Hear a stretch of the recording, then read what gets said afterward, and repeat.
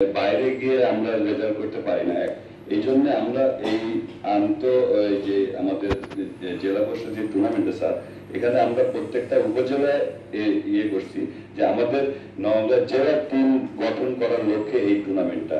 আমরা চাই যে আমাদের 11টা উপজেলায়, আমি প্রত্যেকটা উপজেলায় গিয়েছি এবং প্রত্যেকটা উপজেলায় অনেক ভালো প্লেয়ার আছে যারা একটু মানে গাইডলাইন্সের অভাবে তারা হলো ঢাকাতে এবং বিভিন্ন বয়স ভিত্তিতে তারা পিছিয়ে পড়ছে।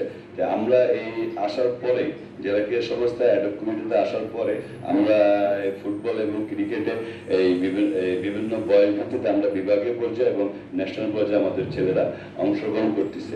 সেই উপলক্ষে আমি এই যে দেখেন আমরা দিচ্ছি হলো 18 জন প্লেয়ার এবং 2 জন খেলোয়াড় যে কোনো ডিস্ট্রিক্টে নিতে পারবে। ফরেন প্লেয়ারটা আমি ব্যর্থ রাখছি এই জন্যে, কারণ আমাদের এই ফরেন প্লেয়ার যদি আমরা অ্যালাউ করি তো সেখানে আমাদের প্রত্যেকটা থানার 2টা করে ফরেন প্লেয়ার, আমার লোকাল প্লেয়ার খেলা প্রদর্শন করার স্কোপটা বন্ধ হয়ে যাবে।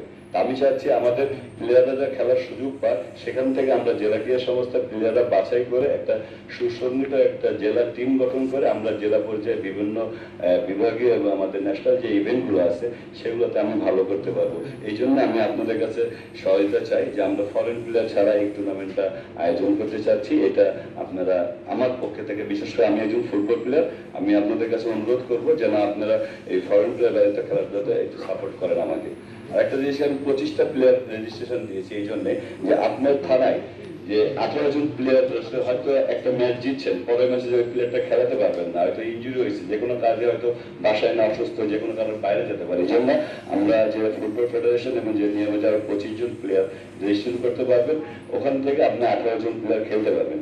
অনেক থানায় হয়তো ফার্স্ট ম্যাচ লস করার পরে তার সেই থানায় হয়তো 2-4 জন প্লেয়ার ভালো খেলে, বিভিন্ন থানাতে তার খেলার সুযোগ আছে, সেই সময় আমরা ওখানে নিয়ম করছি ওই উপজেলা টিওনো স্যার এবং যে স্যারের অনুমতি নিয়ে অন্য থানায় আপনি খেলতে পারবেন। সে নওগাঁ সদর থানায় আপনার 40 জনের মতো প্লেয়ার আছে, তো এখন এখানে তো খেলবে 18 জন প্লেয়ার, বাকি প্লেয়ারগুলো ভালো প্লেয়ারগুলো প্রদর্শন করার সুযোগ পাবে না। দেন এই জন্য আমরা চাইছি ওই প্লেয়ারটা নওগাঁ সদর টিওনো স্যারের কাছ থেকে পারমিশন নিয়ে বদরগাছি কি মহাদেবপুর কি নজিরপুর কি রায়নগর থানাতে সে খেলতে পারবে।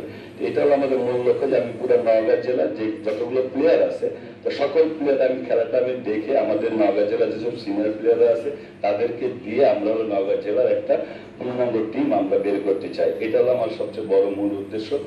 আর এই দুটোই। Thank you. আসসালামু আলাইকুম। এখানে কয়েকটা বিষয় আমার মনে হয় তোমাদের